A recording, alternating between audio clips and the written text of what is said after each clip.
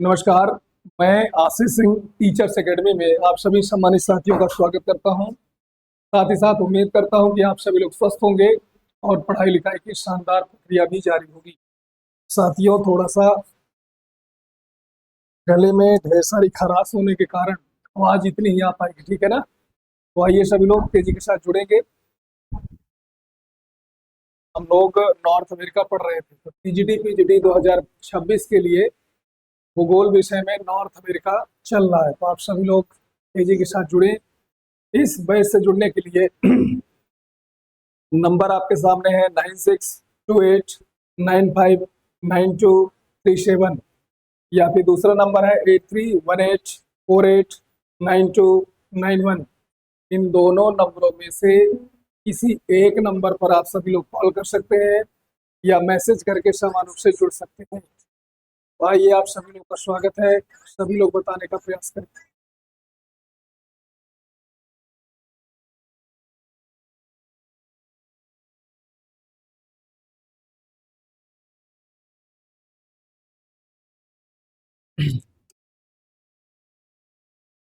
चलिए शुरुआत करते हैं।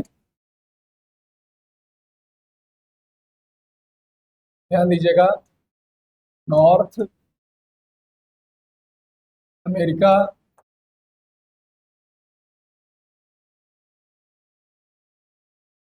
कॉन्टिनेंट। नॉर्थ अमेरिका कॉन्टिनेंट में सबसे पहले हम लोग देखेंगे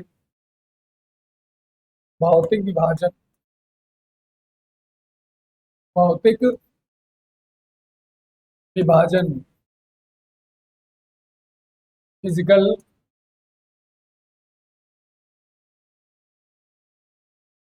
डिवीजन। इसको सभी लोग नोट करेंगे साथियों।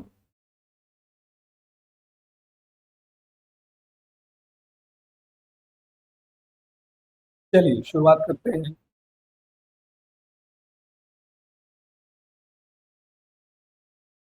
नॉर्थ अमेरिका, नॉर्थ अमेरिका को भौतिक रूप से, भौतिक रूप से, भौतिक रूप से निम्नलिखित निम्नलिखित भागों में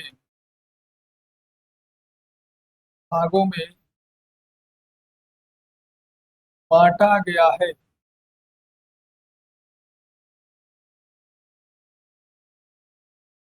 ठीक, तो ध्यान दीजिए कौन कौन से भाग हैं। पहले नंबर पर ध्यान दीजिए, वेस्टर्न कार्डिलेरा। Western Cordillera. दूसरे नंबर पर है ईस्टर्न हाईलैंड।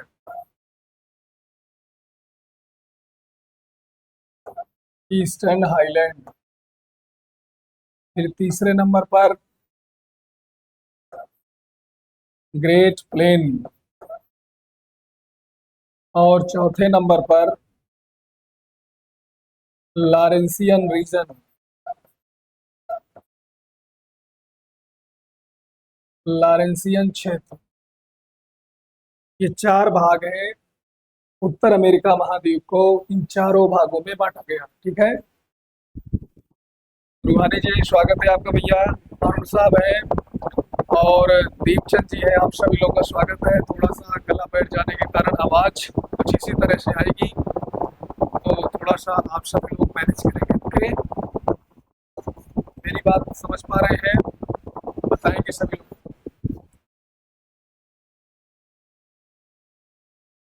ध्यान दीजिएगा, western cordillera, eastern highland, great plain, Laurentian क्षेत्र, ये नॉर्थ अमेरिका महाद्वीप को, कॉन्टिनेंट को हमने इतने भागों में बांटा।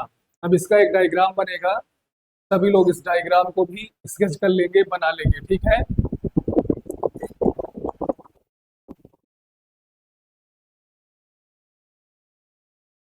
चलिए शुरुआत करते हैं।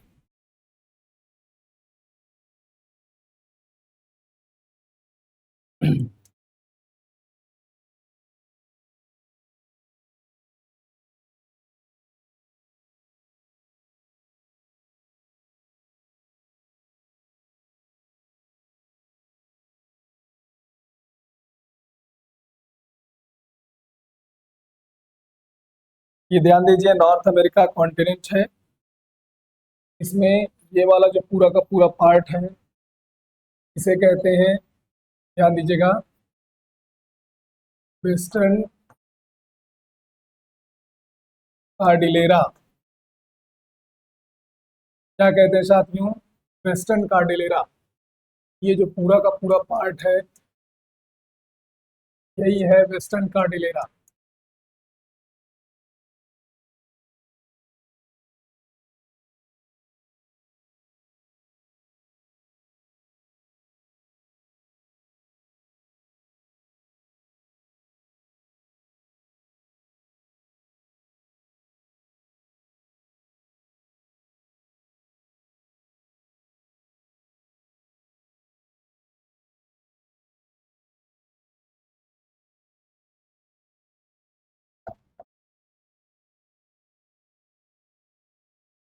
ठीक, इसको सभी लोग इसी तरह से बना लीजिएगा। अब इसके विषय में बातचीत करते हैं। दूसरा हमने क्या बताया आपको? Eastern highland. क्या हमने बताया? Eastern highland. ये जो पूरा का पूरा भाग है, इसे कहते हैं ईस्टर्न हाईलैंड। ठीक है, ये वाला।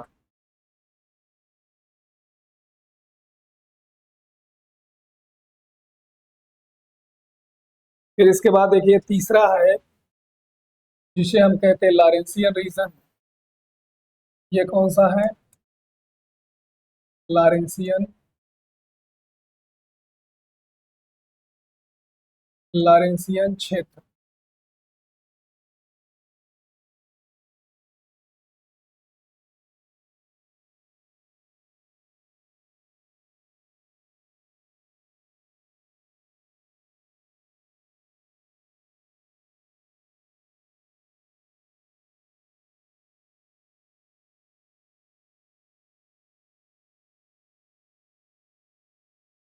ये ठीक है। अब इसके बाद जो ये बचता है, इसे क्या कहेंगे? Great plain. ये क्या है साथियों? Great plain. कुछ इस तरह से।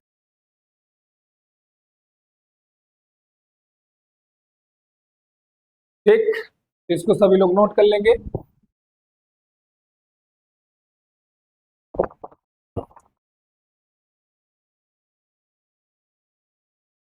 तो सभी लोग नोट कर लें।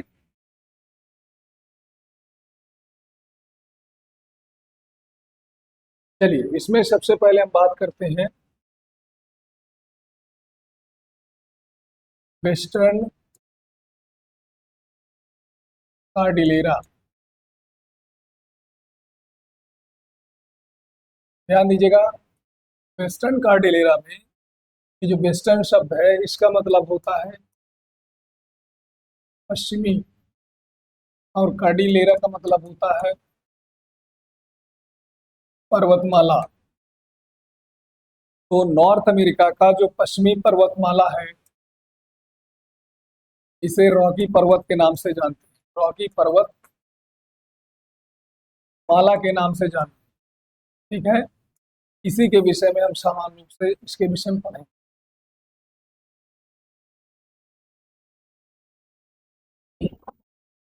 तो सभी लोग नोट कर लीजिए, और वेस्टर्न कार्डिलेरा हेडिंग लगाएंगे, इसके विषय में लिखना है आप लोगों को।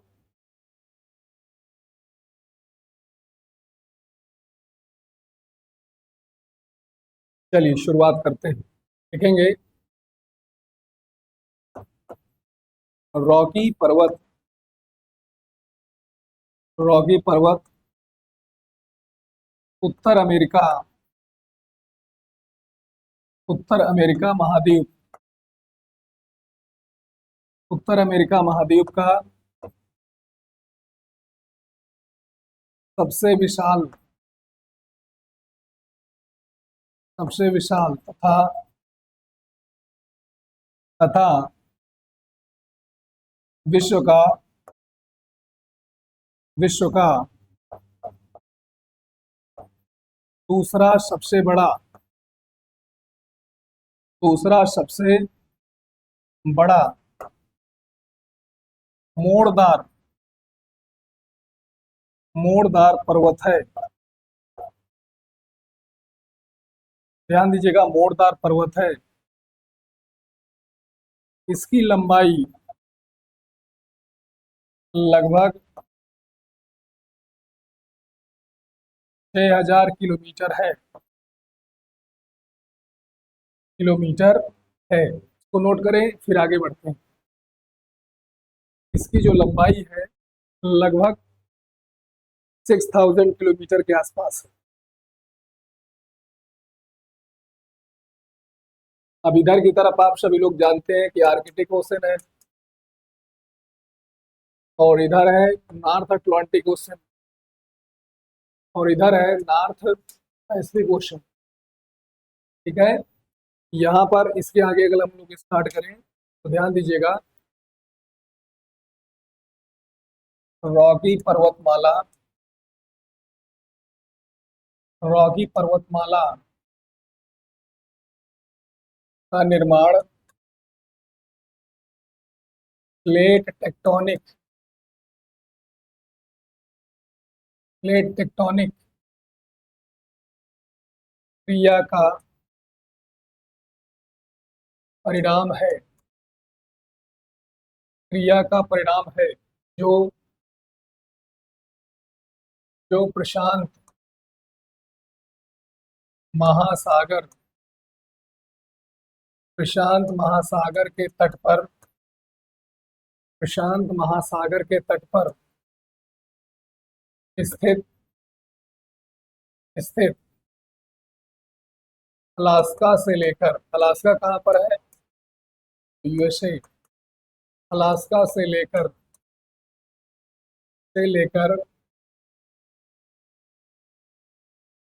पनामा देश तक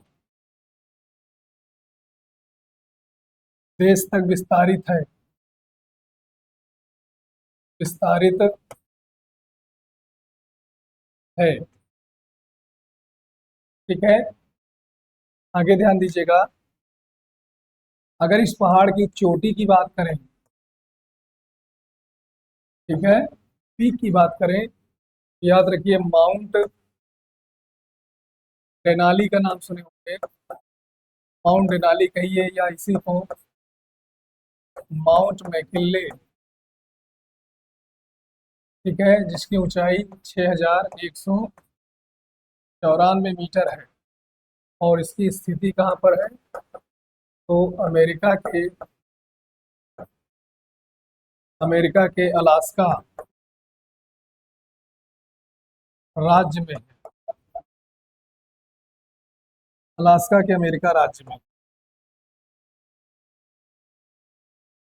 कहाँ पर है? अमेरिका के अलास्का राज्य में। कुछ साहब पूछ रहे हैं कि सर अलास्का की खाड़ी कहाँ पर है? तो अरुण जी, अगर हम यहाँ पर देखें मैप में, ये पूरा का पूरा जो आपका क्षेत्र है, इसे हम क्या कहेंगे? मैक्सिको की खाड़ी कहेंगे। क्या कहेंगे? गल्फ ऑफ मैक्सिको, जिसको हम लोग इस समय, है ना, गल्फ ऑफ यूएसए के नाम से भी जानते हैं, गल्फ ऑफ अमेरिका, ये है। ओके, दुनिया की सबसे बड़ी गल्फ मानी जाती है। It is the biggest gulf of the world. Okay, it is the biggest gulf of the world.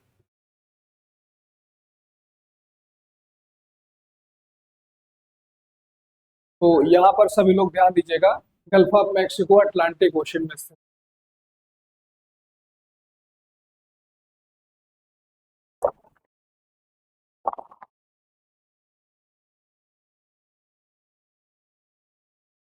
ठीक, चलिए ध्यान दीजिए।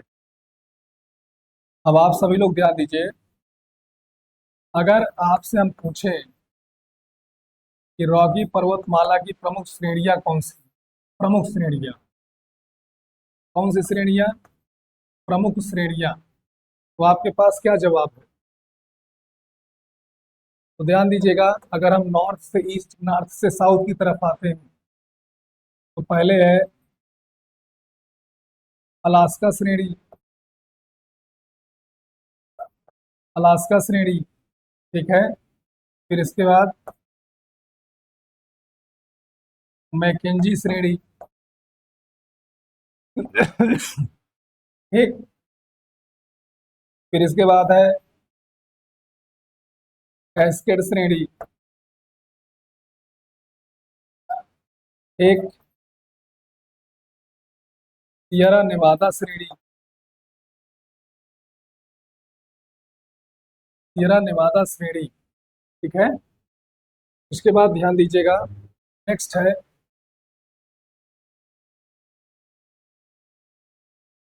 ना, वेस्टर्न, ईस्टर्न, ठीक है ना, ऑक्सीडेंटल श्रेणी, ठीक है ना। और एक है वेस्टर्न ऑक्सीडेंटल श्रेणी, ऑक्सीडेंटल श्रेणी, इसको सभी लोग नोट कर लेंगे। ये आपका जो स्थित है, ये यूएसए में है, ये दोनों कनाडा में है, एक ये यूएसए में है, और ये दोनों आप देखेंगे लगभग मैक्सिको और भी तमाम देशों में फैली हुई, मैक्सिको में ज्यादा दिखती है। नोट करें सभी लोग, एक सियरा मात्रे ओरिएंटल और सियरा मात्रे ऑक्सीडेंटल, ठीक है ना। अलास्का को 10,000 घाटियों का देश, ये बात सही।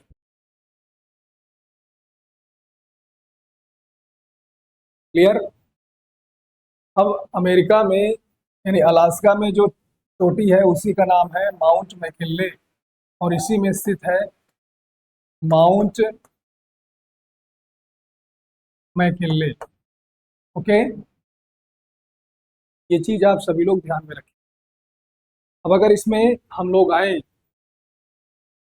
ये डायग्राम में, तो डायग्राम में ध्यान दीजिएगा, यहाँ पर दो रेगिस्तान मिलते हैं, यहाँ पर दो रेगिस्तान मिलते हैं, जिनके क्रमशः नाम है, ध्यान दीजिएगा, अगर हम रेगिस्तान की बात करें यानी डेजर्ट की बात करें, ठीक है ना, तो ध्यान दीजिएगा, यूएसए प्लस मैक्सिको,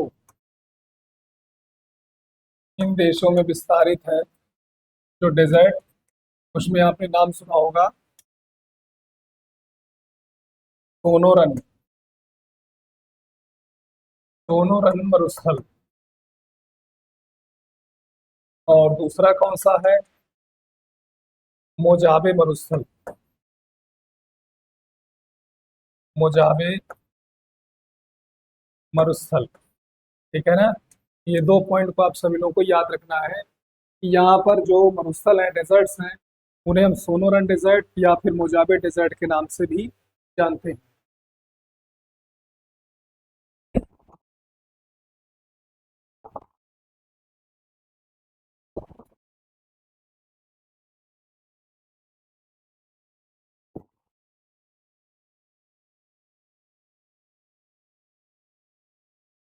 क्लियर है। चलिए, अब इसके बाद हम लोग आगे बढ़ते हैं। यही डायग्राम में एक बार फिर से देखने का प्रयास करिए। आपको यहाँ पर एक पठार मिलेगा, एक पठार आपको यहाँ पर मिलेगा, और एक पठार आपको यहाँ पर मिलेगा। तो ध्यान दीजिएगा, थोड़ा सा पठार के विषय में समझिए। जो पठार है, ठीक है ना, प्लेटू जिसे कहते हैं, तो यहाँ पर कैसे पठार हैं, गिरिपदीय पठार, गिरिपदी पठार।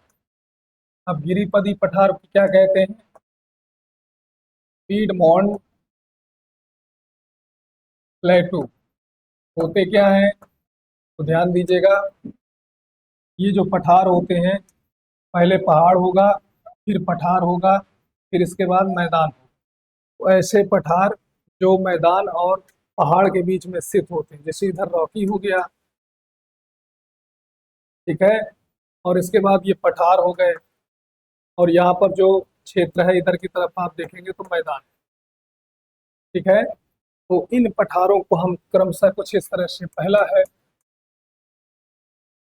ब्रिटिश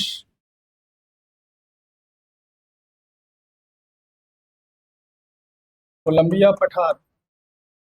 कनाडा का एक राज्य है जिसका नाम है ब्रिटिश कोलंबिया, ठीक है ना। तो ब्रिटिश कोलंबिया पठार आप देखेंगे, ये कहाँ पर पड़ता है, ये कनाडा में पड़ता है, ठीक है। दूसरा कौन सा है, कोलोरेडो का पठार है, को भी याद रखिए, कोलोरेडो, आपने नाम सुना होगा, एक नदी है कोलोरेडो, जो कोलोरेडो पठार से निकल करके और दुनिया की सबसे गहरी खाई का भी निर्माण करती है। उस खाई को क्या कहते हैं, ग्रैंड कैनियन कहते हैं। क्या कहते हैं, ग्रैंड कैनियन। कहाँ पर है, यूएसए में है। और कौन सी नदी के द्वारा,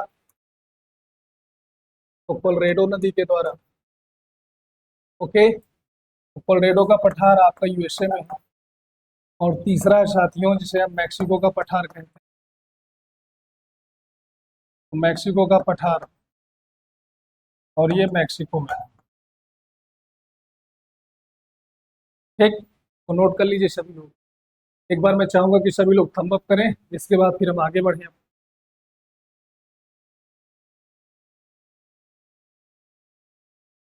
ठीक,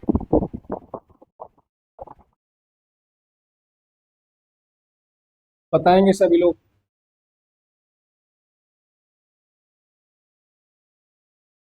चलिए, दूसरा है जिसे हम कहते हैं eastern highland. Eastern highland,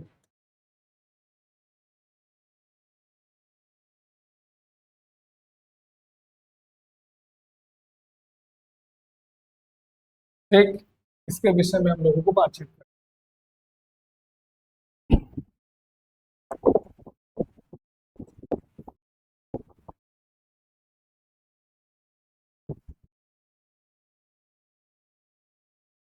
start करें, चलिए ध्यान दीजिएगा।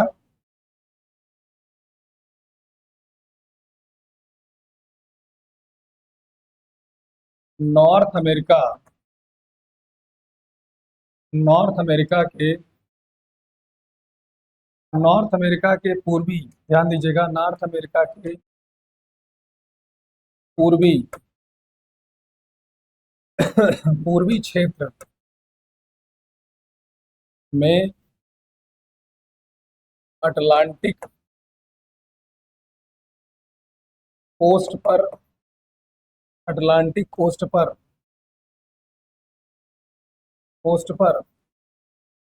विस्तारित, विस्तारित आपलेशियन, आपलेशियन पर्वत तथा नोटर डैम पर्वत को ही, को ही ईस्टर्न हाईलैंड, ईस्टर्न हाईलैंड कहते हैं, कहते हैं, जिनका विस्तार,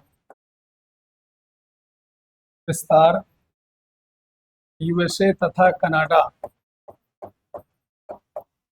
देशों में है, देशों में है, ठीक है। आगे ध्यान दीजिएगा, आपलेशियन पर्वत, आपलेशियन पर्वत से होकर, से होकर विभिन्न नदियां, विभिन्न नदियां तथा खनिज संसाधन, खनिज संसाधनों लिखिएगा, संसाधनों के भंडारण हेतु भी प्रसिद्ध है,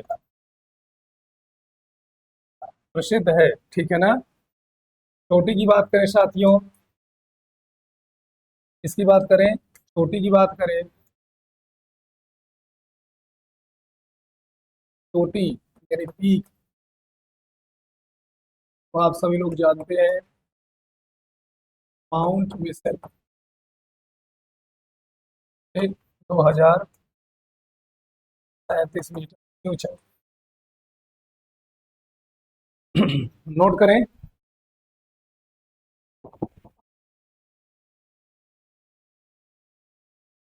जैसे हमारे देश में अरावली पहाड़ है, विंध्याचल पहाड़ है, वेस्टर्न घाट है, ईस्टर्न घाट है, इसी के स्वरूप का ये पहाड़ है जो अपलेशियन की बात करते हैं। और इस प्रकार के पुराने पहाड़ को ही हम क्या कहते हैं, रेसिडुअल माउंटेन कहते हैं, रेसिडुअल माउंटेन। और उसी को हम कहते हैं अवशिष्ट पर्वत। ए अरुण साहब क्लियर है, अवशिष्ट पर्वत। ज्योग्राफी जी है, स्वागत है आपका भैया, जी एस पांडे जी है, राणा जी है, आप हैं, और भारी जी है। कैसे हैं आप सभी लोग बताएं।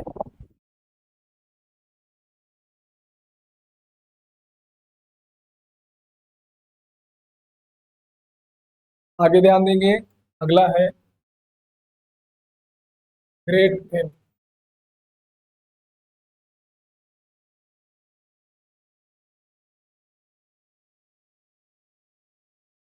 Great plain,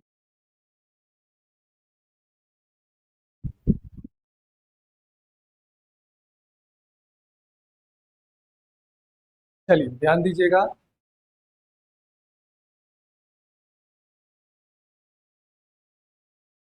western Cordillera, western Cordillera तथा ईस्टर्न हाईलैंड, हाईलैंड के मध्य, के मध्य स्थित समतल व उपजाऊ, उपजाऊ जलोढ़ मैदान को, जलोढ़ मैदान को, मैदान को great plain, great plain,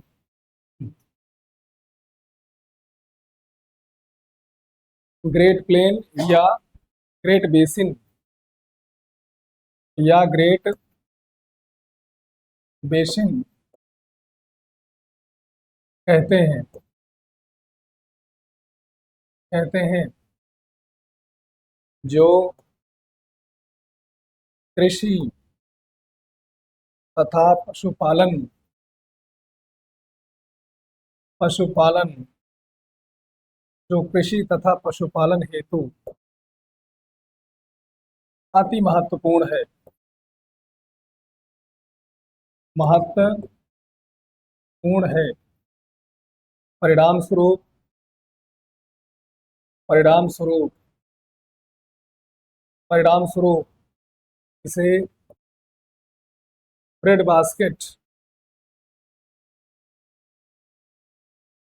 bread basket of USA भी कहते हैं। क्या कहते हैं साथियों, ब्रेड बास्केट ऑफ यूएसए भी कहते हैं। अब यहाँ पर मैंने कृषि लिखा और पशुपालन लिखा।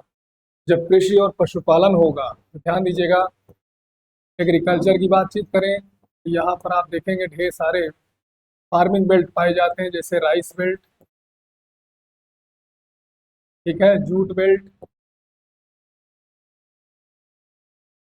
केन बेल्ट, इसी तरह से कॉटन बेल्ट, एक इसी तरह से फ्रूट बेल्ट, काफी रिच है। ओके, इन सब चीजों के लिए। दूसरी बात है पशुपालन। पशुपालन, जब पशुपालन और कृषि दोनों पाए जाएगा तो ऐसी स्थिति में आप देखेंगे यहाँ पर अमेरिका में खाद्य व मांस प्रसंस्करण उद्योग, यानी food and meat processing industries है ना, प्रसंस्करण उद्योगों का विकास होगा। ठीक है ना।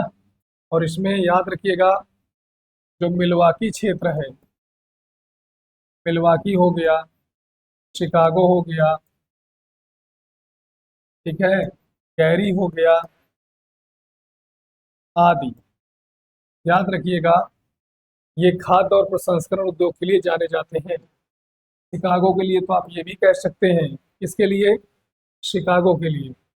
शिकागो में विश्व का विश्व का सबसे बड़ा पशु वधशाला हुआ, विश्व की सबसे बड़ी मांस मंडी भी है, मांस मंडी भी है। नोट करें साथियों सभी लोग, इसको सभी लोग अच्छे से नोट करें।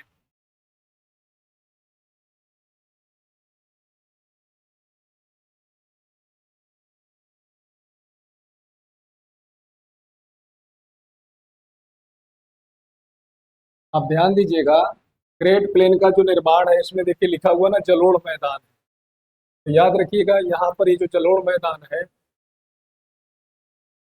Mississippi, Missouri. अब इसमें याद रखिए, मिसिसिपी और मिसौरी, है ना। ध्यान दीजिएगा, विशाल जल अपवहन तंत्र का निर्माण करती है, विशाल जल अपवहन तंत्र का निर्माण करती है। और इसी के परिणाम स्वरूप, जैसे हमारे गंगा हो गया, सतलज हो गया, सिंधु हो गया और ब्रह्मपुत्र हो गया, इसी प्रकार से ये नदियां भी विशाल ड्रेनेज सिस्टम का निर्माण करती हैं, है ना। और इसी के कारण आप देखेंगे ग्रेट प्लेन का निर्माण हुआ है। ओके, जो हमारे उत्तर भारत के विशाल मैदान से भी बड़ा है, क्योंकि अमेरिका का क्षेत्रफल से कम से कम 3 गुना बड़ा तो नहीं। एक बार सभी लोग बताने का प्रयास करें, यहाँ तक क्लियर है? फिर इसके बाद आइए हम लॉरेंसियन क्षेत्र की बात करते हैं।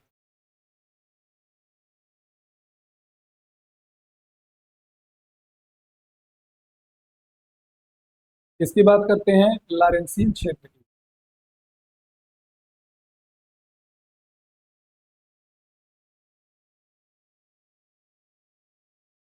लॉरेंसियन क्षेत्र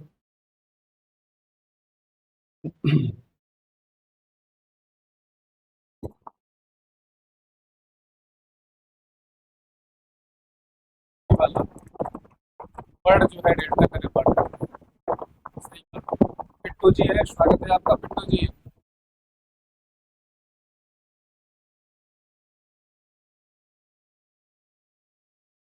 चलिए ध्यान दीजिएगा, लॉरेंसियन लॉरेंसियन नॉर्थ अमेरिका का सबसे प्राचीन भूभाग है, भूभाग है, जिसे से कनाडियन जिसे कनाडियन सील्ड भी कहते हैं।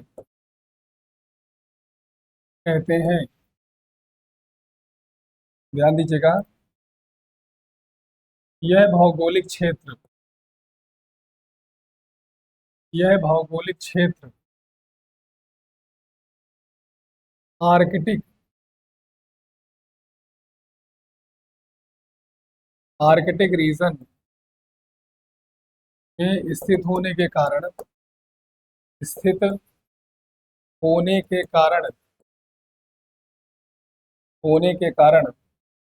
वर्ष भर वर्ष भर बर्फ से ढका रहता है। इससे ढका रहता है, वर्ष भर ढका रहता है। परिणाम स्वरूप परिणाम स्वरूप परिणाम स्वरूप लॉरेंसियन तथा ग्रेट लेक्स ग्रेट लेक्स याद रखिएगा, ताजे पानी की, है ना, का निर्माण हुआ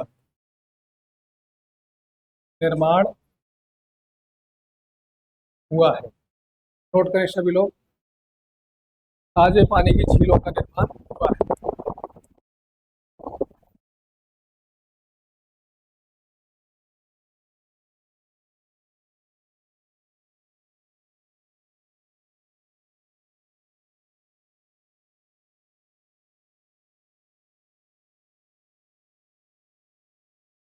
ठीक, हो गया यहाँ तक। अब थोड़ा सा वापस आएंगे, डायग्राम में पहुंचेंगे। डायग्राम में आप सभी लोग जानते हैं कि आर्कटिक ओशन है, ये नॉर्थ अटलांटिक ओशन है, और ये नॉर्थ पैसिफिक ओशन। ओके, यहाँ पर जल संधियों की अगर बातचीत करें, स्ट्रेट, तो एक जल संधि यहाँ पर है, ठीक है, एक जल संधि यहाँ पर है, फिर एक जल संधि आपको यहाँ देखने को मिलेगी, पनामा नहर हो गया, और एक जल संधि साथियों यहाँ पर आपको देखने को मिलेगी। आइए हेडिंग लगाइए, आखिर कौन कौन सी यहाँ की जल संधि है। मोहनलाल जी है, स्वागत है आपका। थोड़ा देर से ही सही, लेकिन है ना, जरूरी समझा करिए, तो आप सभी लोग समय से क्लास में रहिए। ठीक, तो आइए सभी लोग ध्यान दीजिएगा, यहाँ पर एक अलग से डायग्राम हम आपके सामने सुनिश्चित कर रहे हैं। ओके, बना रहे हैं।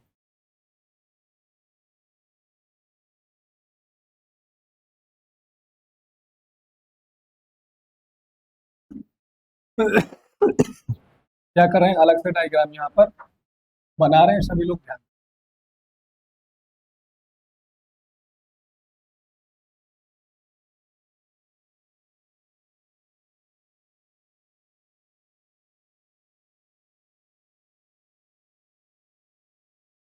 ठीक, तो यहाँ पर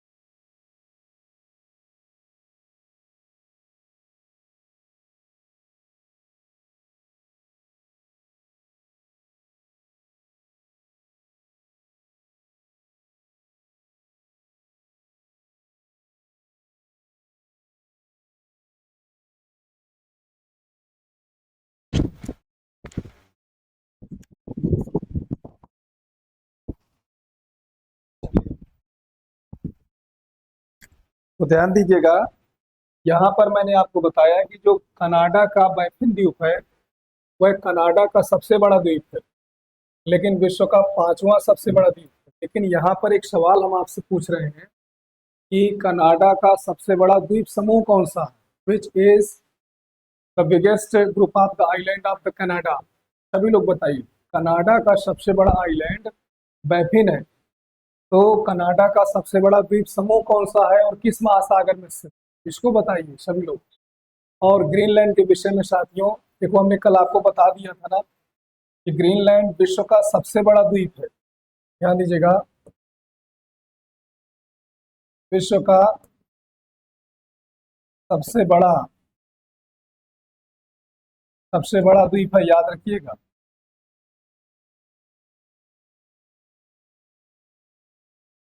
सबसे बड़ा द्वीप, ठीक है। ये चीज आप सभी लोगों को याद रखना है। तो आप सभी लोगों का सवाल है, उसका जवाब दो।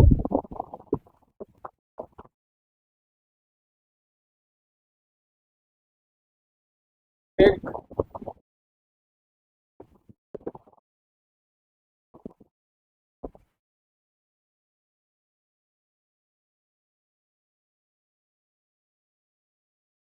यहाँ तक क्लियर? चलिए, अगर आप लोग नहीं बता पा रहे हैं तो कहिए हम ही बताएं, सभी लोग बताइए। अरुण साहब, आप ही बताइए। अगला है हडसन जल संधि।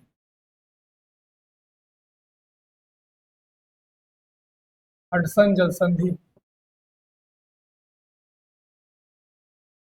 Hudson straight.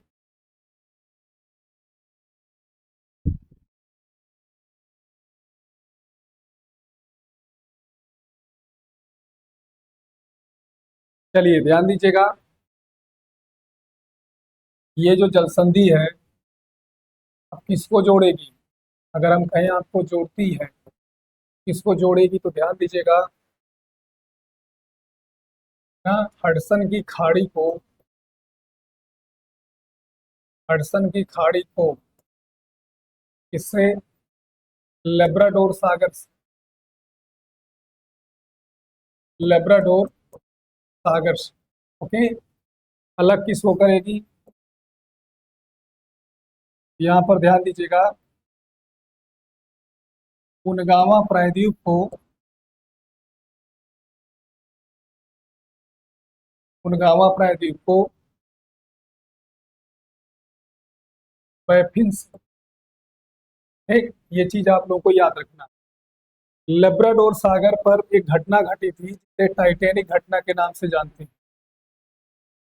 टाइटैनिक घटना कब घटी थी, याद रखिएगा, इस घटना का संबंध लेब्राडोर सागर से। एक सवाल ये जनरेट हुआ, सभी लोग बताएंगे।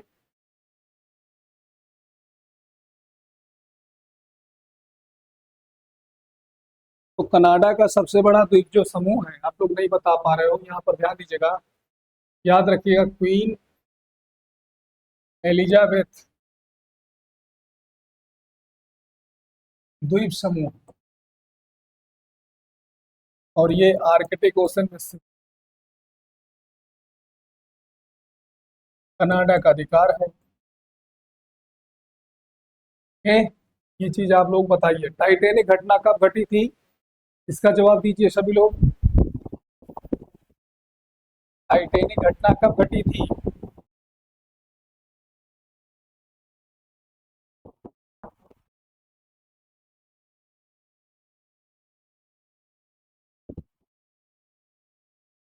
गावा प्रायद्वीप पर किसका अधिकार हो सकता है, तो सीधी सी बात है, ये पूरा का पूरा जो क्षेत्र है कनाडा के अंतर्गत। ओके,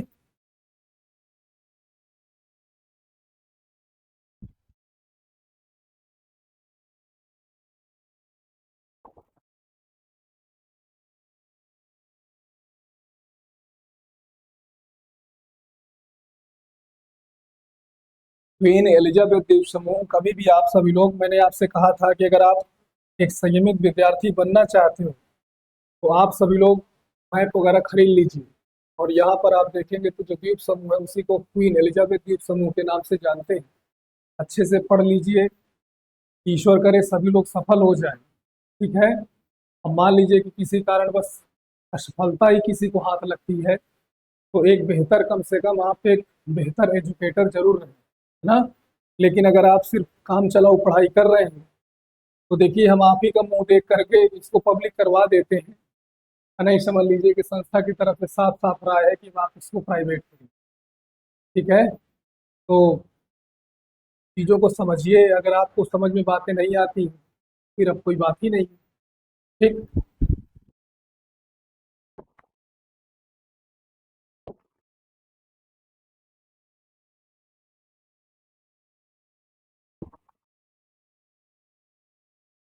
उन्नीस सौ बारह में घटी थी घटना, बस सही है, टाइटैनिक जहाज और ग्रीनलैंड से एक बहुत बड़ा आइसबर्ग आकर के टकरा गया था, इसके कारण ही जहाज दो टुकड़ों में अलग होकर के डूब गया था।